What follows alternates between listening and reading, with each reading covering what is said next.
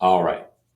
So this is what I like to refer to as my tank talk. And this is basically an explanation as to how the standard American diet creates metabolic dysfunction inside of us and how the ideal protein program actually reverses those mechanisms to recreate health and help us lose weight.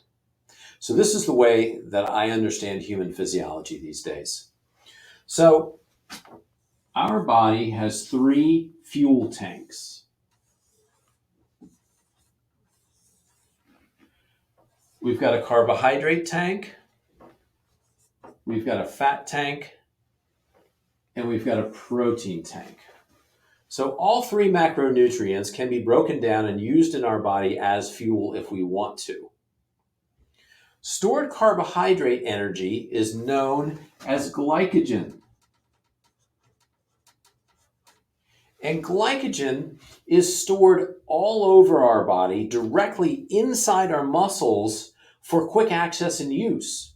Because what it's meant to be is quick burning fuel for high intensity efforts or exercise, right? We also have a little extra reservoir in our liver.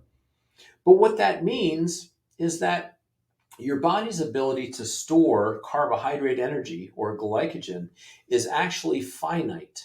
It's only as big, your tank is only as big as the amount of muscle you carry on your body.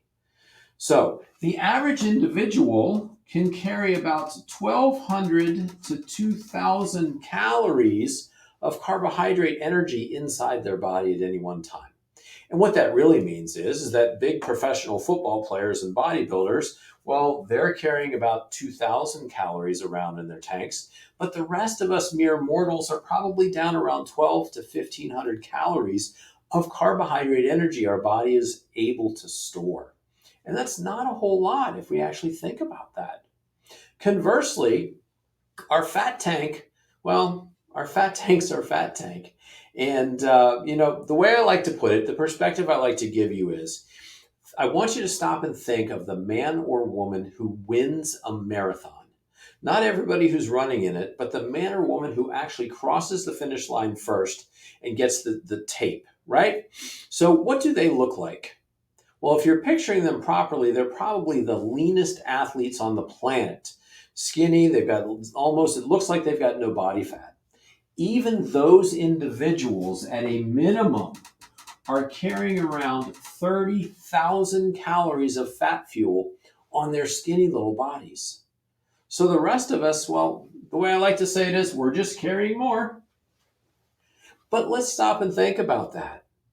If people with very low body fat percentage still have 30,000 of calories of fat energy stored on their body, but yet only 12 to 1,500 calories of carbohydrate energy, and we want to put that into evolutionary perspective, doesn't it make sense that our bodies were meant to burn fat as their primary energy source for all of our daily activities? And that we're only supposed to kick into carbohydrate or glycogen energy usage for high intensity efforts or fight or flight exercise or activities. This is the way the hunters and gatherers lived. They burned fat as they were tracking, as they were moving from place to place, et cetera, as their primary fuel. And then when they went in for the kill or chased the animal or what have you, that's when they could kick in. They wanted to spare that fight or flight energy and use fat to get around at their normal low intensity levels. So I'm going to call the fat tank fuel for activities of daily living, and we're going to call the carbohydrate tank fight or flight energy. So the protein tank, well, the protein tank literally is our muscles. It's our muscles and our organs. It's everything that's important in our body that's made of protein. And so the challenge of that is that we actually don't want to burn protein for energy on a regular basis. Okay? Protein was meant more to be a building block for our body, and carbohydrates and fats were meant to be energy or fuel. So I like to call the protein tank for emergency use only. The only time it makes sense for your body to break down muscle tissue potentially and burn that for energy is literally if you are stranded on a desert island and there is no food for you to eat. Well, it would probably like to reduce the caloric intake it takes to keep you alive by getting rid of some of that muscle mass. So we only want to burn protein out of our protein tank for emergency use only. So here's the thing. Most of us grew up with, and most of us will come into the ideal protein program eating the standard American diet, right? So we'll all come in sad, and we're going to eat a diet that was based on that pyramid, right? What was at the bottom of that pyramid? Well, the bottom of the nutrition pyramid that we were given said 6 to 11 servings of bread, rice, cereal, and pasta every single day. I hope there's nobody out there that still thinks that that is good nutrition or a good idea, right? Here's another thing that you have to understand going into this, that for every 4 grams of carbohydrates that you eat, that actually then will get converted into and get dumped into your bloodstream as 1 teaspoon of sugar, 1 teaspoon of glucose. 4 grams of carbs equals 1 teaspoon of sugar dumped in your bloodstream. Here's the perspective.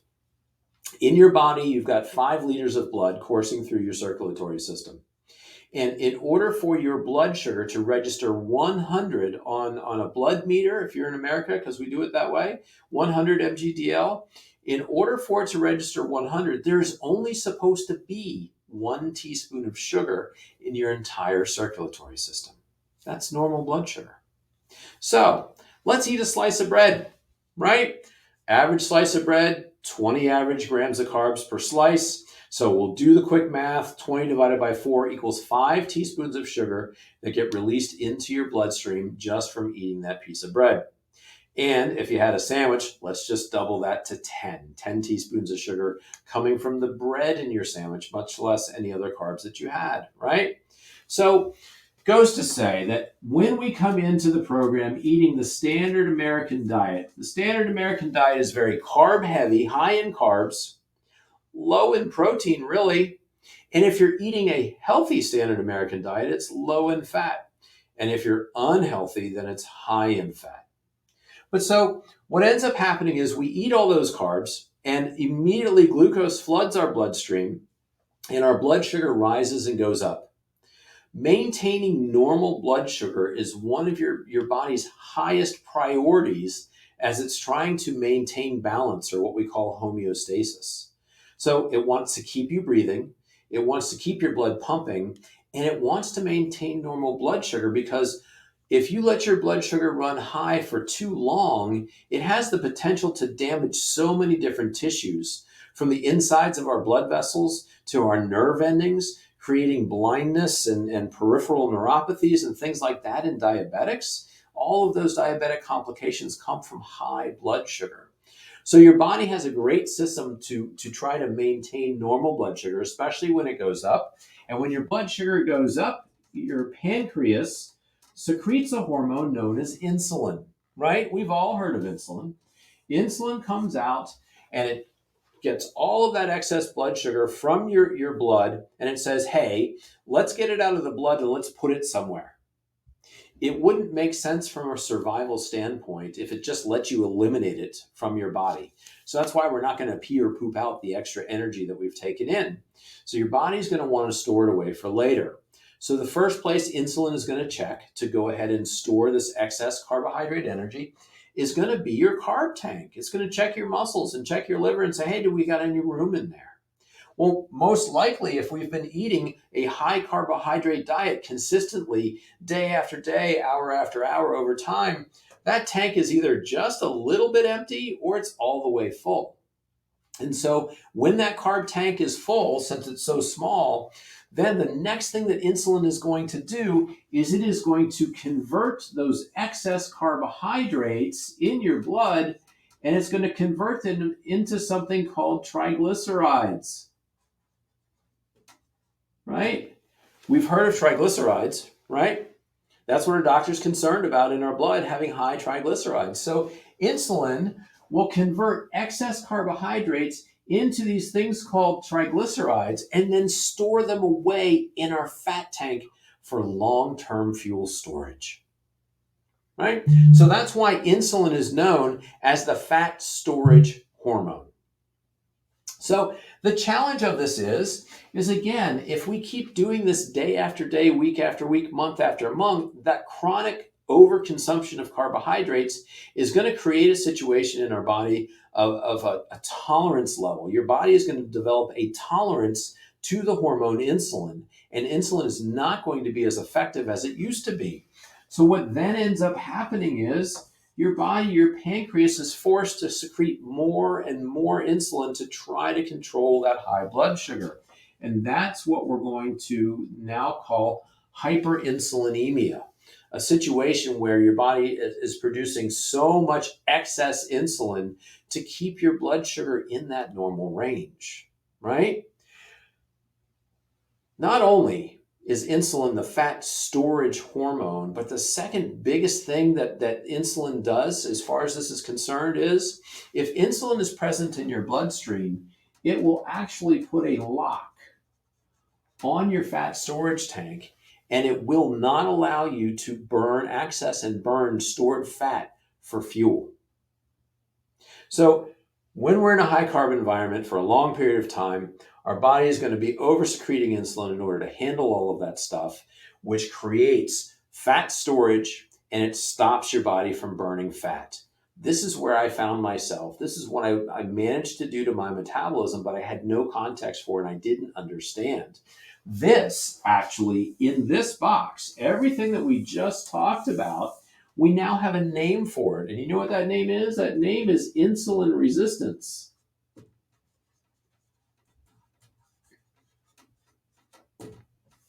And if you haven't heard of insulin resistance yet, you're going to, because now that we're understanding it and more research and literature is coming out every single day about this common metabolic issue, this is the thing that is driving a lot of our weight gain and a lot of our metabolic diseases. And so that's how we get it going. Now, how do we reverse that, and what do we do to take care of this? Well, if we start the ideal protein protocol, this is what happens during week 1. First off, we are going to significantly reduce the amount of carbohydrates that come in from your nutrition. So it's not a zero carbohydrate program, but it's a very low carbohydrate program. And what's going to happen is, because your body is kind of stuck in this sugar burning metabolism for a while, your body is going to make up for the carbs that are not coming in from your nutrition by burning down your carbohydrate tank. So burning down that tank is probably going to take about 3 to 4 days till it gets to the very bottom.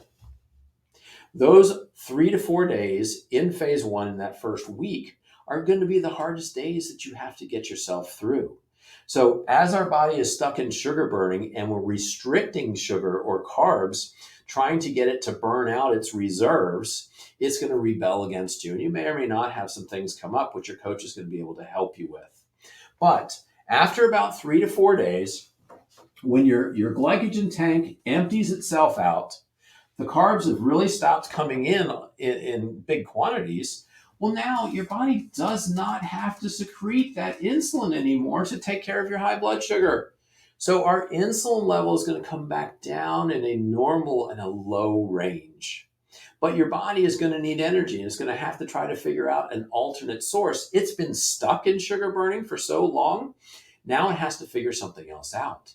So your pancreas secretes another hormone to come to the rescue, and that hormone is called glucagon. And glucagon now comes out and does the exact opposite of everything that insulin did. So the first thing that glucagon is going to do to help us out is it's going to unlock that fat storage tank so your body can actually access and burn stored body fat for energy. You see, here's the thing. This is what the difference is. If you went and signed up for Planet Fitness or Orange Theory or Boot Class or spin class, right? Or boot camp, and you're out there huffing and puffing and exercising, trying to figure out why it is that you're not losing weight. Well, it's because you're eating carbohydrates in your eating windows. Your insulin is still high, and all you're doing in exercise class is burning off excess carbohydrate energy because insulin won't let you burn the fat, the stored body fat. This was a big thing for me and a light bulb that went off during my journey when I realized this. So now that we've burnt out the carbs, we've stopped putting in all the carbs, we've burnt out our tank, we're going to shift in and we're going to finally unlock the fat tank. We're going to start burning a hybrid energy, and it's going to be a hybrid of both fat and protein that we're going to have to burn in the absence of the carbohydrates. Well, why does that happen? And I thought we didn't want to have to burn protein. So what's going on with that, Doc? Well, here's the deal. When we break down a gram of fat, one of the biggest end products that we get are these things called ketones. And ketones are actually jet fuel for the human body. Your brain loves ketones, your muscles love ketones, your organs love ketones. Literally about 98% of human physiology would rather burn ketones and loves ketones for energy. The challenge of it is there's a few tissues in your body that can only burn glucose for energy. And so this is where we get the concept that glucose is essential for life, right? Well, the cool thing about it is that glucose is so essential to life that your body knows how to make its own glucose. And it's one of my favorite geek words in all of my undergraduate degree and my doctorate in chiropractic, gluconeogenesis, or making new glucose.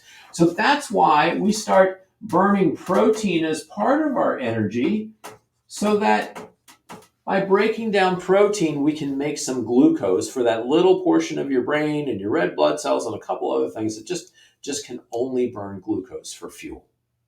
So what's going to end up happening is your body is going to tap into your stored body fat for 95 to 98% of the energy you need. And it's only going to have to break down a little bit of protein to supply you with the glucose energy that you need for that part of your tissues. But we still don't want it to come directly out of our muscle tissue. So what are we going to do? Well, 4 times a day in the Ideal Protein Protocol, we are going to eat meals that are based on highly absorbable, usable proteins. And so in effect, all day long, we've got a steady stream of protein and amino acids that are being released, so that if it needs a little bit of extra to go ahead and make that glucose, we're going to use a lot of that dietary protein not only to protect and support our muscle mass, but give us that little extra energy that we need to create the glucose. So this whole box, as we're looking at this side of the diagram where our body is burning a combination of fat and protein to give us the energy that we need, well, all of that is known as ketosis, right? I'm sure you've heard of the word ketosis, right? Ketosis is a natural state of the human body. It is not a fad diet. It is not something that should be done on the internet while you're watching YouTube. Ketosis is something that is super important to human survival and really requires a coach in order to do it properly when we're coming from such a bad, unhealthy metabolic state. So that's what's also super important about seeing your coach on a week-to-week basis during the Ideal Protein program. So if we were to summarize what's going on here, the Ideal Protein Protocol is a low carbohydrate, but also low fat and adequate protein protocol designed for you to burn stored body fat for energy and protect or spare your muscle mass or your important tissue. It's important for us to distinguish that this protocol is different from a lot of the do-it-yourself keto and fad type approaches to keto that you see on the internet. And the reason being is that we are a low-fat approach to ketosis, because if fat loss is something that's important for you, if that is an important benefit of what you're trying to do keto for, then we don't want to eat fat on our plate. Your body is going to have to break down and burn that plate fat first before it's going to tap back into stored body fat and burn that as your energy. So that's why during the protocol, we keep both the carbs and the fats low. But we certainly want to support that metabolically active tissue, and we don't want to break that down. And that's why we eat adequate protein. So, last but not least, one of the details I do like to break out when we're doing the science behind the protocol is that all of the magic that happens in this energy production and conversion during ketosis, well, it happens in your liver. Okay? And this is one of the reasons why we don't drink alcohol while we're in phase one and we're losing weight using the ideal protein protocol. This is just my theory, but I kind of feel like the liver has to be a male organ because it cannot multitask, right? It is one thing or another. So if your liver is busy creating energy during the process of ketosis and we dump a toxin down in there like alcohol, well, it's going to have to divert its attention from producing energy to detoxifying that alcohol. And if it has to do that for too long, it's actually not going to produce the amount of glucose to keep your blood sugar up, and you might have a hypoglycemic drop attack, much like a diabetic who used too much insulin and brought their blood sugar too low. And that would be really dangerous, and we don't want that to happen. So that's why we don't use alcohol while we're doing the protocol. Just to give you a preview as far as phase 2 and phase 3, when we get into healthy lifestyle nutrition, when we're looking at these tanks and we're looking at ketosis and we're looking at our nutrition, what we're going to end up doing as we're building your macro code and what the nutrients your body needs to keep you healthy and maintain that healthy weight is we're going to work our way backwards. And we are going to prioritize protein to support and maybe even grow muscle if you want to go in the gym and get bigger. So we're going to prioritize our protein. Next, we're going to fill in with some fats because when we're finished with this program, your body is going to be what it's really meant to be, a hybrid. It's going to be what we call metabolically flexible. Your body should be able to switch back and forth between the carbohydrate tank and the fat tank to determine which fuel is most important for the activities we're doing, right? Nobody should be burning sugar on a Zoom call. I shouldn't be burning sugar as I'm giving you this lecture. My body should be able to supply my energy needs by burning fat. So my body will use fat for the activities of my daily living. And since I'm not trying to lose fat anymore, well, we can fill in with some dietary fat now. We can dress up our foods, make them a little bit more fun and enjoyable. And we can eat some servings of fat every single day because that's what our body is going to use for most of our activities. Now, if I do go back to the gym or I do go out and start training for triathlon and I start doing higher intensity types of activities, well, my body is going to shift into carbohydrate burning mode. And so what we're going to do in phase 2 as we're bringing you out of a state of ketosis is we're going to determine truly what is your body's carbohydrate tolerance level. We all actually tolerate carbohydrates. We don't necessarily need to be eating all these carbohydrates. And so we need to figure out what is that level of carbohydrates that will keep your energy reserves where they're supposed to be so that you can use them for fight or flight energy, but not spill over into all the metabolic problems that we see, including fat storage. So that's kind of how we like to look at it in our clinic. We prioritize protein, we fill in with fats, and we're very cautious if and when we eat our carbs so that we don't go over our body's tolerance. So hopefully that gives you a great scientific overview as to what we're doing. A couple of points I do want to make. Number one, that first week, we usually see some really big weight loss numbers during that first week. One of the reasons that happens is when we burn through that glycogen tank and we burn all of that glycogen energy out of our muscle mass, you might see on your body composition paper that you get from your coach that you've lost some muscle.